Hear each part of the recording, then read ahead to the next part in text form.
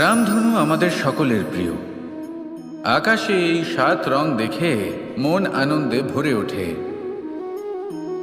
কিন্তু এই রামধনু প্রত্যেক দিন বা সবসময় দেখা যায় না। বর্ষার ঋতুতে দেখা যায়। যদি আপনি এই 7টি রং দেখতে চান, এর আনন্দ উপভোগ করতে চান, তাহলে বর্ষাকে সহ্য করতে হবে। সেই তীব্র বায়ু সহ্য করতে হবে যা বর্ষা ঋতুতে প্রবাহিত হয়। ঠিক সেভাবেই যদি জীবনে 7টি রঙের সুখ অনুভব করতে হয়, তাহলে সমস্যার বর্ষণও সহ্য করতেই হবে। তবেই তো সেটা লাভ করতে পারবেন। মনে রাখবেন, একটি ছোট্ট শিশু যখন তার খিদে পায়, তখন কিন্তু সে নিজে মাকে সেটা জানাতে পারে না, বলতেও পারে না। তাকেও কিন্তু সেই খিদের যন্ত্রণা সহ্য করতেই হয়। আর যখন সেই যন্ত্রণায় সে কাঁদতে থাকে, তখন মা বুঝতে পারেন যে সেই ছোট্ট শিশুটির তো খিদে পেয়েছে। তখন তার খিদে দূর হয়। বসে থেকে এই সংসারে কোনো কিছুই লাভ করতে পারবেন না।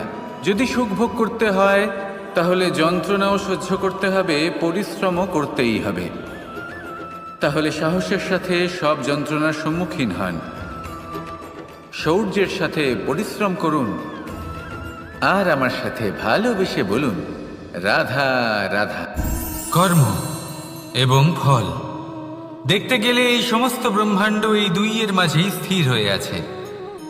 মানুষজন কর্ম করেন ভালো ফল লাভের আশায়, আর ভালো ফল লাভের আশায় উনি এটাই ভুলে যান যে উনি যে কর্ম করছেন তা কি করছেন। আমি বলেছিলাম কর্ম করুন ফলের চিন্তা না করে, কিন্তু কি কর্ম করছেন সেই বিষয়ে ভাবাটাও অত্যন্ত আবশ্যক। নয়তো অনেক সময় আমরা এমন কর্ম করে ফেলি যা না চাইতেও বিষে পরিণত হয়। যা হয়েছে দুঃশাসনের সাথে, দুর্যোধনের সাথে, গুরু দ্রোণের সাথে। একজনের মানসিকতা উচিত ছিল না, একজনের বিবেক উচিত ছিল না, আরেকজন যে পক্ষ নির্বাচন করেছিলেন সেই পক্ষ উচিত ছিল না। আর যা কিছু ওনাদের সাথে হলো, আপনার আমাদের সকলের সাথে তা হতে পারে। আমি বলেছিলাম কর্ম করুন, ফলের চিন্তা করবেন না, কিন্তু এই কর্মের বিষয়ে বিচার করে দেখাটাও ততটাই আবশ্যক। দেখুন, কর্ম করার উচিত প্রক্রিয়া ফলের চিন্তা না করা। কিন্তু যদি আপনার কর্ম শুভ হয়, তাহলে তার ফলও নিয়তি আপনাকেই দেবে।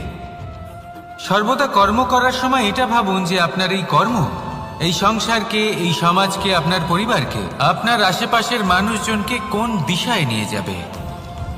যদি এটা সবার জন্য মঙ্গলময় হয়, তাহলে কর্ম করতে থাকুন।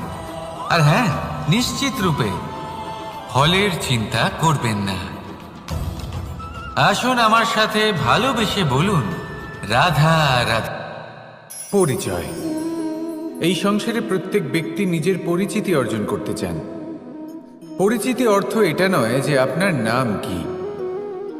পরিচিতির অর্থ হলো এটা যে প্রত্যেক ব্যক্তি এটাই চায় যে এই সংসার আমাকে চিনবে, জানবে, আর আমাকে সম্মান করবে। কিন্তু এই সব অর্জন করার পূর্বে এটা বুঝুন যে এই পরিচিতির আসল অর্থটা কি। যদি কোনো ব্যক্তি এটা বলেন এর পরিচয় হলো এটাই যে সে একজন ধনী পিতার পুত্র, তাহলে সেই পরিচিতি পুত্রের নয়, বরং তার পিতার। যদি কেউ এটা বলে যে সেই ব্যক্তির পরিচয় হলো সে খুব সুন্দর, তাহলে সেই পরিচয় হলো তার রূপের, সেই ব্যক্তির নয়।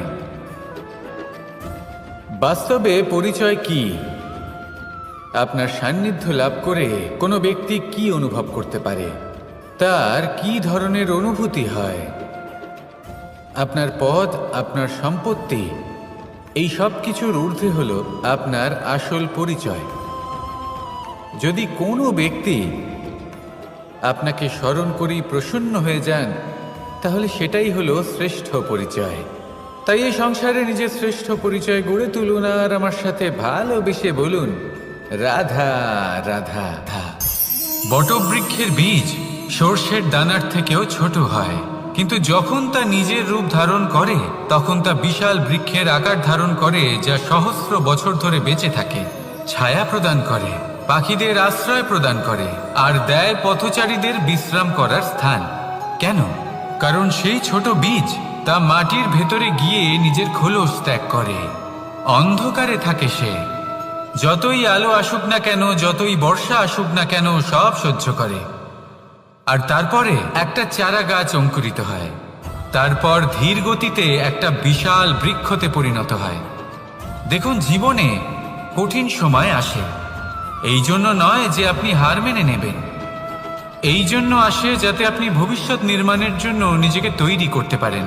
যদি কঠিন সময়ে আপনি ওই বীজের মতো দৃঢ় হয়ে থাকতে পারেন, তাহলে আপনিও একদিন সেই বিশাল বৃক্ষের মতো নিজের অস্তিত্ব গড়ে তুলতে পারবেন, যা সহস্র বছর পর্যন্ত মনে রাখা হবে।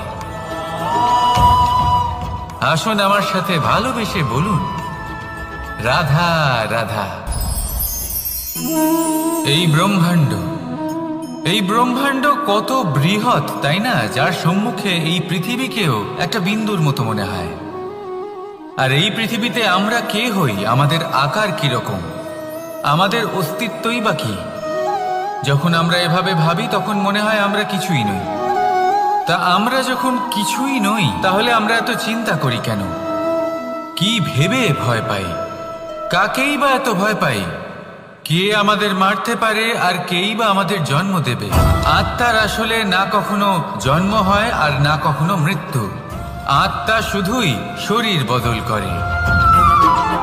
আপনি, আমি, আমরা সকলে এই শরীর নয়, আমরা হলাম আত্মা, যা হলো পরম আত্মার পরম অঙ্গ। সেই জন্য মনে রাখবেন, বাইরের কোথাও দেখবেন না, নিজের অন্তরের গভীরে গিয়ে দেখুন, আত্মাকে উপলব্ধি করতে শিখুন। ক্লেশ, ভয়, চিন্তা, এই সব কিছুর থেকে নিজেকে দূরে রাখুন, তাহলেই উপলব্ধি করতে পারবেন পরমাত্মা কে।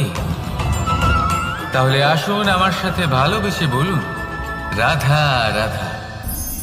পরিবর্তন এই সংসারের শাশ্বত নিয়ম।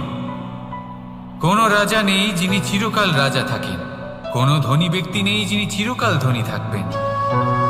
এই সংসারে সূর্যের স্থান নেওয়ার জন্য চন্দ্রিমার আগমন ঘটে। কোন স্থান যাকে পতিত বলা হয়েছিল, সেখানে মহল তৈরি হয়েছে। কোন স্থান যাকে আজ মলিন বলা হয়েছে, কাল সেখানে মন্দিরও স্থাপন হতে পারে। কোনো ঋতু চিরকালের জন্য থাকে না, কখনো সময় চিরকাল একরকম থাকে না। আজ যা আপনার কাছে রয়েছে, কাল অন্য কারোর ছিল। আজ যে আপনার কাছে রয়েছে, কাল তা অন্য কারোর কাছে চলে যাবে। আপনার সাথে কিছু থাকলে তা হলো আপনার কর্ম, কিন্তু সেই কর্মের পরিণামও আপনার নয়। আপনি শুধু কর্ম করুন, বাকি সবকিছুই পরিবর্তনশীল। কিন্তু সেই পরিবর্তনকে দেখে ভয় পাওয়ার প্রয়োজন নেই, তাকে স্বাগত জানান। যদি আপনি হাসি মুখে সেই পরিবর্তনকে স্বাগত জানান, তাহলে এই পরিবর্তনও হাসি মুখে আপনার সাথে থাকবে। আসুন আমার সাথে ভালোবেসে বলুন, রাধা রাধা। সঞ্চয়। মানুষের যখন থেকে বোধবুদ্ধি হয়, সঞ্চয় করতে আরম্ভ করে দেন। সঞ্চয় করতে থাকেন ভোজনের, সঞ্চয় অর্থের, সঞ্চয় শক্তির। নিজের জন্য করেন, নিজের পরিবারের জন্য করেন, নিজের স্ত্রীর জন্য করেন, সন্তানের জন্য করেন, সন্তানের সন্তানের জন্যও সঞ্চয় করেন। সঞ্চয় করার জন্য ওনার কাছে অনেক কারণ রয়েছে, কারণ উনি এটা ভাবেন যে এই সঞ্চিত শক্তির জন্য কেউ ওনার কোনো ক্ষতি করতে পারবে না।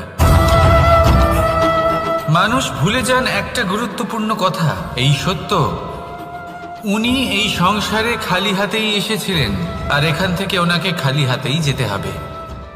যা এখানকার তা এখানেই থেকে যাবে। আর যদি কিছু ওনার সাথে যায়, তা হলো ওনার কর্ম, আর কিচ্ছু নয়। তাই যদি কিছু অর্জন করতে চান, তাহলে শুভ কর্ম অর্জন করুন, আত্মশক্তি অর্জন করুন, কারণ পরলোকে এটাই হবে আপনার সম্পত্তি। তাহলে কি এটা আপনি অর্জন করতে চান না?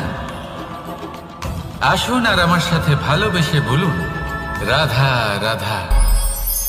সদিচ্ছা। দেখতে গেলে 3 অক্ষরে তৈরি এই শব্দ, কিন্তু সমস্ত ত্রিলোক তার উপরেই আধারিত। আপনি এই সংসারে এসেছেন, তখন অবশ্যই শ্বাস নেবেন, কিন্তু তার বদলে আপনাকে কিছু তো দিতেই হবে। আপনার উপর নির্ভর করছে আপনি কি দেবেন। কি দেবেন এই সংসারকে, এই সমাজকে, নিজের পরিবারকে, আর তার বদলে কি নেবেন? যশ নাকি অপযশ? দেখুন, এক ছিল রাবণ, যে কিনা সমুদ্র পার করল সীতাকে অপহরণ করার জন্য, আর এক ছিলেন রামচন্দ্র, যিনি সমুদ্র পার করেছিলেন, সেতু বানিয়ে গিয়েছিলেন সীতাকে ফিরিয়ে নিয়ে আসার জন্য। দুজনেই সমুদ্র পার করেছিলেন, শুধু পার্থক্য ছিল সদিচ্ছাকে বোঝার, লক্ষ্যের। অনেক মানুষের যাত্রা একরকম হতেই পারে, কিন্তু আনন্দ তখনই লাভ করবেন যখন লক্ষ্য শুভ হবে, মহান হবে। এই লক্ষ্য দিয়ে এই সংসারের কল্যাণ হবে এবং মানুষের সম্মান হবে। যদি আপনার সংকল্প উচিত হয়, তাহলে আপনার লক্ষ্য উচিতই হবে, নয়তো শুধুমাত্র বিনাশ হবে। আর উচিত এটাই হবে যে বিনাশের হাত থেকে যেন নিজেকে বাঁচানো যায়, কি বলেন? তাই জীবনে যে লক্ষ্য স্থির করছেন, মনে রাখবেন তা যেন শুভ লক্ষ্য হয়। যদি এরকম হয়, তাহলে আপনার যাত্রা, আপনার জীবন দুটোই শুভময় হবে। আসুন আর আমার সাথে ভালোবেসে বলুন, রাধা রাধা। সময়। এই সময় আসলে কি? এই সময় একটা সরল রেখা তো কখনোই নয়। সময় হলো একটা চক্র, যেখানে এর আদি সেখানেই হলো এর অন্ত, আর যেখানে তা শেষ হয় সেখান থেকেই তার শুরু হয়। এই সময় একটা অত্যন্ত বিচিত্র চিন্তা, বিচিত্র ভাবনা, এ একটা বিচিত্র বস্তু যা কেউ বুঝতে পারেন না। এই সময়ের লীলা, এর কোনো প্রমাণ নেই, কোনো জ্ঞান নেই, কোনো পরিমাপ নেই। শুধু এটুকু আমরা জানতে পারি, যেখানে শেষ হবে সেখান থেকে একটা নতুন সূচনাও হবে। যা আজ আপনার কাছে আছে, কাল অন্য কারোর কাছে যাবে, তারপরে তার কাছ থেকেও অন্য কারোর কাছে যাবে, তারপরে তার থেকেও ছিনিয়ে নেওয়া হবে। এই নিয়তির একজনের কাছ থেকে অন্যজনের কাছে আদান প্রদানের এই সময় হলো আপনার সময়। এই সময়ের সদ্ব্যবহার করুন, এই সময়কে বাঁচুন। আপনাকে শুধু এটাই সুনিশ্চিত করতে হবে যে আপনি কোন পক্ষে আছেন। আর সত্যি বলতে কি, আপনার জীবনের পরিণাম নির্ভর করে আপনার নির্বাচনের ওপর। আপনি কোন পক্ষ নির্বাচন করছেন। তাহলে মনে রাখবেন, জীবনে সেই পক্ষই নির্বাচন করবেন যা চয়ন করার পরে আপনি সুখ অনুভব করবেন, আপনি সন্তোষ লাভ করবেন, প্রসন্নতা লাভ করবেন। আর আমি এটাই সুনিশ্চিত করব যে এই পক্ষ যেন শান্তির পক্ষ হয়, এই পক্ষই যেন প্রেমের পক্ষ হয়। তাহলে চিন্তা করবেন না, আর আসুন আমার সাথে ভালোবেসে বলুন, রাধা রাধা। দৃষ্টি আর দৃষ্টিভঙ্গি, এই সমগ্র লীলা হলো এই দুইয়ের। বিচিত্র হতে পারে, কিন্তু এটাই সত্যি। এবার আপনাকে একটা উদাহরণ দিয়ে বোঝাই। অনেক সময় আপনি কোনো ব্যক্তিকে এটা বলতে শুনবেন যে আমি আমার নিজের উপরে গর্ব করি, আমি নিজেকে নিয়ে গর্ব করি, আমি খুব ভালোভাবে আমার মা বাবার সেবা করি, ওনাদের আমি সবসময় সুখী রাখি, ওনাদের আমি একটা বাড়ি দিয়েছি, সকল সুখ সুবিধা দিয়েছি, ওনাদের জীবনে প্রত্যেক জিনিস দিয়েছি আর দেব যা তাদের প্রয়োজন। এবার আমাকে বলুন যে আপনি কে হন। আপনি হলেন সেই বীজ যা আপনার মাতা পিতা রোপণ করেছেন। আপনার মা বাবাই আপনাকে এই সংসারে জন্ম দিয়েছেন। এবার এইসব কথার কি তাৎপর্য? এই হলো সেই ব্যক্তির দৃষ্টিভঙ্গি। এবার দেখা যাক এই প্রকৃতি আমাদের কি শেখায়। কখনো কোনো গাছকে দেখবেন, যখন সেই গাছে ফল আসে, সে মালিকে এটা বলে না যে দেখো আমি তোমাকে ফল খেতে দিচ্ছি। সেই বৃক্ষ এটা বলে না যে দেখো আমি তোমায় আহার করতে দিচ্ছি, কারণ ও জানে যে এটা হলো সেই মালির পরিশ্রম, এটা হলো তারই কর্মের ফল, আর এটা তারই পাওয়া উচিত। সে বলে যে তোমার জিনিস তোমাকেই অর্পণ করলাম, এ আমার জিনিস নয়। ও জানে সেই মালির গুরুত্ব আসলে কি। এটা হলো তার দৃষ্টিভঙ্গি। সেই জন্য আপনি জীবনে কোন ব্যক্তির মধ্যে, কোন পশু পাখির মধ্যে, কোন প্রাণীর মধ্যে, কোন পরিস্থিতিতে, কোন আবেগের মুহূর্তে কি দেখতে পাচ্ছেন, সেটা আপনার দৃষ্টিভঙ্গির উপরে নির্ভর করছে। তাই নিজের মনে ধনাত্মক ভাব জাগ্রত করুন, শুভ চিন্তা নিয়ে আসুন। এই ভাবনাই সত্য হয়ে সামনে আসবে। এই দৃষ্টিভঙ্গি এমন হয়ে যাবে যে আপনার জীবনে সবকিছুই শুভ হবে। তাহলে আসুন আর আমার সাথে ভালোবেসে বলুন, রাধা রাধা। প্রতিশোধ অথবা কাউকে দুঃখ দেওয়ার ভাবনা, যদি এটা আপনার মনে থাকে তাহলে আপনি নিজের মনেই যন্ত্রণার একটা বিশাল বৃক্ষ রোপণ করছেন, এটা মনে রাখবেন। কারণ কাউকে দুঃখ দেবার এই ভাবনা, এটা হলো সেই বীজ যা আপনার মনেই পতিত হবে, আপনার মনেই অঙ্কুরিত হবে, আর আপনার মনেই একটা বিশাল বৃক্ষরূপে বেড়ে উঠবে। জীবন আপনার, কর্ম আপনার, কাউকে দুঃখ দেবার ভাবনা আপনার ছিল, এই বৃক্ষ হলো আপনার, তাই এর ফলও আপনিই পাবেন, যা গ্রহণও আপনাকেই করতে হবে। মনে রাখবেন, যে মানুষ এটা ভাবে যে আমি ওকে দুঃখ দেব, ওকে কষ্ট দিতে চাই আমি, সেই মানুষই দুঃখ আর কষ্ট পেয়ে থাকে। যদি সেই জায়গায় আপনি এটা ভাবেন যে আমি কাউকে সুখী করে তুলতে চাই, কাউকে সুখ প্রদান করতে চাই, তাহলে তারও বীজ আপনার মনেই রোপণ হবে, বৃক্ষে পরিণত হবে, যার ফলও আপনিই পাবেন। এখানে বিষয়টা হলো শুধু মানসিকতার চিন্তা, যা সত্য হয়ে আপনার সামনে আসে। তাহলে এই মানসিকতা শুভ করুন, সবার জন্য মঙ্গল কামনা করুন। অন্যের মনে আপনার জন্য ভালো চিন্তা থাকুক বা না থাকুক, আপনি সবার জন্য শুভ চিন্তা করে কর্ম করতে থাকুন, তাহলে আপনার সাথেও ভালোই হবে। তাহলে আসুন আর আমার সাথে ভালোবেসে বলুন, রাধা রাধা। সুখ আর অভিজ্ঞতা, এই দুই জীবনে একসাথে কখনোই আসে না। মনে রাখবেন, যেখানে সুখ থাকে সেখানে অভিজ্ঞতা থাকে না, আর যখন এই সুখ আমাদের জীবন থেকে দূরে চলে যায়, তখন আমাদের জীবনে আসে এই অভিজ্ঞতা। পরমাত্মা, প্রকৃতি, নিয়তি এই অভিজ্ঞতাকে আমাদের জীবনে পাঠান, যাতে আমরা একটা অত্যন্ত গুরুত্বপূর্ণ শিক্ষা, একটা জ্ঞান প্রাপ্ত করতে পারি। এই অভিজ্ঞতা আমাদের শেখায় যে অতীতে এমন কি হয়েছিল যা আমাদের করা উচিত হয়নি। আমাদের শেখায় ভবিষ্যতে এমন কি আছে যা আমাদের করা উচিত আর কি করা উচিত নয়। দেখতে গেলে এই অভিজ্ঞতা আমাদের সেই শিক্ষা দেয় যার জন্য আমরা সুখের দিকে উচিতভাবে অগ্রসর হতে পারি। সেই জন্য জীবনে যখনই দুঃখ আসবে, দুঃখের এই সময় আসবে, তখন হতাশ হবেন না। বোঝার চেষ্টা করুন এই পরিস্থিতি কেন এসেছে, কি শিক্ষা দিতে এসেছে। যদি আপনি সেই জ্ঞান লাভ করেন, সুখের পথে অগ্রসর হন, তাও উচিত রূপে, তাহলে এই অভিজ্ঞতার উদ্দেশ্য পূরণ হয়ে যায়। তাহলে আসুন আর আমার সাথে ভালোবেসে বলুন, রাধা রাধা। জীবনে শিখরে পৌঁছানোর জন্য মানুষের কি প্রয়োজন হয়ে থাকে? সিঁড়ির। কিন্তু তাও প্রত্যেক মানুষ, প্রত্যেক ব্যক্তি শিখরে পৌঁছতে পারেন না। এর কারণ কি? কারণ একটা হতে পারে যে মানুষ কল্পনা করতে থাকেন কিন্তু সিঁড়ি খুঁজে পান না। কিছু মানুষ খুঁজে নেন কিন্তু তা পেয়ে এতটাই প্রসন্ন হয়ে যান যে তারপর আর কোনো কর্মই করেন না। খুব সোজা ব্যাপার। অনেক মানুষ সিঁড়ি খুঁজে পান না, আর যদি পেয়েও যান তাও যতক্ষণ না তাতে চড়ছেন সেই শিখরে পৌঁছবেন কি করে?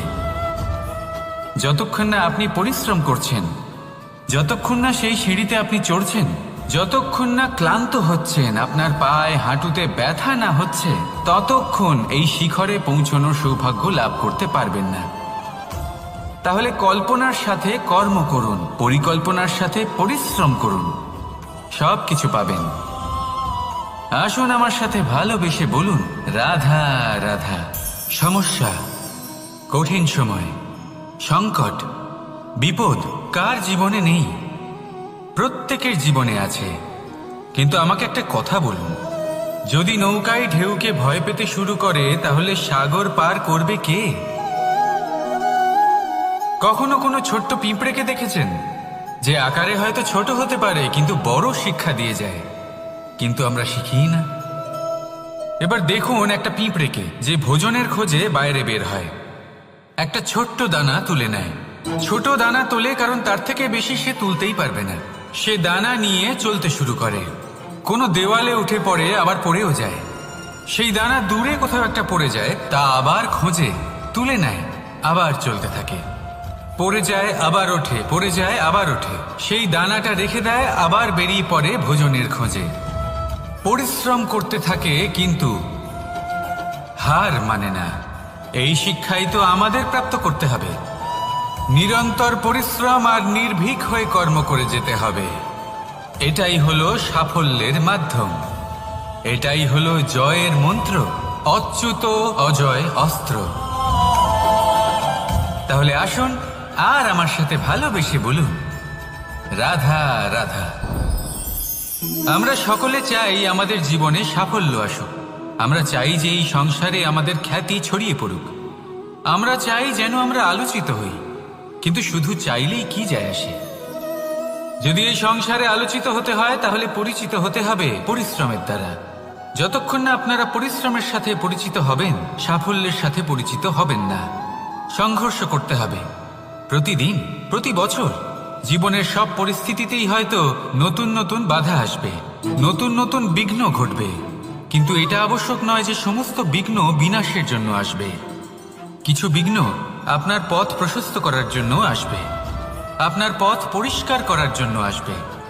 যদি আপনাকে উদাহরণ দিই, যখন বন্যা আসে, বাড়ি ঘর ভেসে যায়, তখন আমরা হতাশ হয়ে পড়ি, আমরা দুঃখী হয়ে পড়ি। কিন্তু সেই বন্যাই আমাদের সেই ধরিত্রীকে এত উর্বর করে তোলে যে সেই উর্বর অংশ কাজে লাগিয়ে আমরা সেরকম আরো 10টা বাড়ি বানাতে পারি। তাহলে ধন্যাত্মক থাকুন আর যে কোনো সংঘর্ষের জন্য প্রস্তুত থাকুন। জীবনে অনেক দূর যেতে পারবেন। তাহলে আসুন আমার সাথে ভালোবেসে বলুন, রাধা রাধা। জীবনে কখনো কখনো আমরা সেই পরিস্থিতিতে ফেসে যাই যখন আমাদের মনে হয় যে আমাদের নতুন কিছু একটা করতে হবে, কিন্তু আমরা করতে পারি না। কারণ কোথাও না কোথাও আমরা রীতির দ্বারা আবদ্ধ, আর আমরা সেই রীতি ভাঙতে চাই না। কেবল একটাই প্রশ্ন আসে মনে, আশেপাশের মানুষ কি বলবে, আশেপাশের মানুষ কি ভাববে। আপনাকে একটা প্রশ্ন করি, কারা এই মানুষজন? আপনার জন্মের সময় এই মানুষজন কোথায় ছিলেন? যখন আপনি কোনো সমস্যায় পড়েন তখন এই মানুষজন কোথায় থাকেন? এগিয়ে এসে কি আপনাকে সাহায্য করেন, নাকি সেই সমস্যার সমাধান আপনি নিজেই করেন? এইসব মানুষজনের চিন্তা ত্যাগ করুন যদি আপনি জীবনে বাঁচতে চান। ভেবে দেখুন জীবনে কি কি শুভ আছে আর কি কি শুভ করতে পারেন। যদি তা স্রোতের বিপরীতে হয় তাহলে সংঘর্ষ করুন, কিন্তু এইসব মানুষজনের কথা ভাববেন না। ভেবে দেখুন জীবনে আপনি কি কি শুভ কাজ করতে পারেন। এটা ভাবুন যে আপনি কখনো এমন কোনো কাজ করে ফেলেননি তো যার জন্য কারোর হৃদয় আহত হয়েছে। শুভর দিকে নিজের চিন্তা কেন্দ্রীভূত করুন, আপনার জীবনে সব কিছু শুভই হবে। তাহলে আসুন আমার সাথে ভালোবেসে বলুন, রাধা রাধা। আজকাল আপনি দেখে থাকবেন যে মা বাবা শুধুমাত্র সন্তানকে ভালোবাসেন তা নয়, তাদের মোহেও জড়িয়ে পড়েন। বিদ্যালয় যখন পাঠান তখন সমস্ত সুযোগ সুবিধা দিয়েই পাঠান। চেষ্টা করেন যে সবসময় যেন সন্তান তাদের চোখের সামনেই থাকে। কিন্তু ভুলে যান এক অত্যন্ত গুরুত্বপূর্ণ কথা, যে সন্তানকে এক নতুন দৃষ্টিভঙ্গি দেওয়াই হলো ওনাদের কর্তব্য। সেই জন্য পুরাতন কালে শিষ্যদের গুরুকুলে পাঠানো হতো, বাড়ির থেকে দূরে। কারণ বাড়ি ছেড়ে যাওয়া এক সন্তানের জন্য, এক শিষ্যের জন্য অত্যন্ত শুভ লক্ষণ হয়। যখন সে বাড়ির থেকে দূরে, গৃহস্থের থেকে দূরে থাকবে, তখন এই সংসারকে সে এক নতুন দৃষ্টিভঙ্গি দিয়ে দেখবে, পরখ করবে, বুঝতে পারবে, আর সবকিছু নিজে থেকেই শিখে যাবে। শিখে যাবে কখন আক্রমণ করতে হয়, কখন পিছু হটতে হয়, কিভাবে এই সংসারের সম্মুখীন হতে হয়। আর এটা আপনার দৃষ্টি ওকে শেখাতে পারবে না, ওর অভিজ্ঞতা ওকে শেখাতে পারবে। তাই মনে রাখবেন, যদি আপনি চান যে আপনার সন্তানের বিকাশ হোক, তাহলে অনেক সময় ওকে নিজের থেকে দূরে নিয়ে যেতে হয়। যদি মোহে আবদ্ধ থাকেন তাহলে ওর বিকাশ কখনোই হবে না। তাহলে আসুন আমার সাথে ভালোবেসে বলুন, রাধা রাধা। কখনো কখনো মানুষ মনে করেন যে সে নিজেই সব থেকে বেশি শক্তিশালী, তিনি হলেন জ্ঞানী। দেখুন, এটা ভালো ব্যাপার যে আপনার মধ্যে শক্তি আছে, জ্ঞান আছে, আর এটা শুধু আপনার জন্য নয়, এই সমস্ত সমাজের জন্য, দেশের জন্য, সমগ্র পৃথিবীর জন্য অত্যন্ত আবশ্যক। কিন্তু এই কথাটাও বোঝা অত্যন্ত আবশ্যক যে এই জ্ঞান যেন কখনো অহংকার না হয়ে ওঠে। যখন মানুষের মধ্যে জ্ঞান থাকে তখন সে রাম হয়ে ওঠে। রাম, যিনি সমুদ্রের বুকে সেতু বানিয়েছিলেন, বানর সেনার দ্বারা রাক্ষস রাজকে পরাজিত করেছিলেন, আর চিরকালের জন্য সবার কাছে আদর্শ হয়ে উঠেছিলেন। আর যদি মানুষের মনে অহংকার জন্মায় তাহলে সে রাবণ হয়ে ওঠে। দেশে বিদেশে যতই খ্যাতি থাকুক না কেন সে রাক্ষস হয়ে ওঠে, নিজের সাথে সাথে সমস্ত কুলের বিনাশ করে বসে। এবার জ্ঞান নাকি অহংকার, আপনার কি চাই সেই সিদ্ধান্ত আপনার, আর আপনার এই সিদ্ধান্তই নিশ্চিত করবে যে আপনার কর্ম কি হবে, আর আপনার এই কর্মই নিশ্চিত করে দেবে আপনার প্রারব্ধ কি হবে। তাহলে শুভ কর্ম করুন আর আমার সাথে ভালোবেসে বলুন, রাধা রাধা। আপনি কখনো পাখিদের দেখেছেন? যেভাবে মানুষ তার সন্তানকে জন্ম দেয়, পাখিরাও সন্তানদের জন্ম দেয়। আর যেই তার সন্তান এই সংসারে প্রবেশ করে, সেই পাখি তাকে আগলে রাখে, তার যত্ন করে, ওর জন্য বাসা বানায়, ওর জন্য দূর কোথাও থেকে খাবার নিয়ে আসে, নিজের ঠোঁট দিয়ে ওর মুখে খাবার খাইয়ে দেয়, সব কিছু করে। কিন্তু একটা কাজ পাখি করে কিন্তু মানুষ কখনোই করে না। যখন পাখি মনে করে যে তার সন্তান বড় হয়ে গেছে, ওকে এবার ওরা শিখতে হবে, নিজেকেই আত্মরক্ষা শিখতে হবে, নিজের খাবার নিজেই খুঁজে আনতে হবে, তো সেই পাখি তার সন্তানকে বাসা থেকে বের করে দেয়। তারপর সেই পাখির সন্তান নিজে উড়তে শেখে, আত্মরক্ষা করতে শেখে, এবং আস্তে আস্তে সে আত্মনির্ভর হয়ে ওঠে। কিন্তু মানুষ কি তার সন্তানের সাথে এটাই করে? কখনোই নয়। মানুষ তার সন্তানকে নিজের সাথে বেঁধে রাখে, সব সময় তার লালন পালনের, তার দেখাশোনার ব্যবস্থা করে রাখে, আর এটাই ভাবেন যে আমি হলাম ওর পালনকর্তা, ওর খেয়াল রাখা তো আমার কর্তব্য। কিন্তু না, এই কাজ করতে করতে উনি আস্তে আস্তে নিজেরই সন্তানের শত্রু হয়ে ওঠেন, তার বিকাশের শত্রু হয়ে ওঠেন। তাই যখন সন্তান বড় হবে তখন অবশ্যই ভালোবাসুন, কিন্তু পাখির মতো কঠোর হওয়াও প্রয়োজনীয়, তবেই তার বিকাশ হবে। ওকে নিজের কষ্ট নিজেকেই সহ্য করতে দিন, শিখতে দিন জীবনের অনুভূতি কেমন, তবেই তার বিকাশ হবে। নয়তো সেই সন্তান আজীবন আপনার জন্য বোঝা হয়ে থাকবে, আর আপনি তার বিকাশের পথে আজীবন বাধা হয়ে থাকবেন। আর আমার মনে হয় না আপনি সেটা চাইবেন, তাই তো? আসুন আমার সাথে ভালোবেসে বলুন, রাধা রাধা।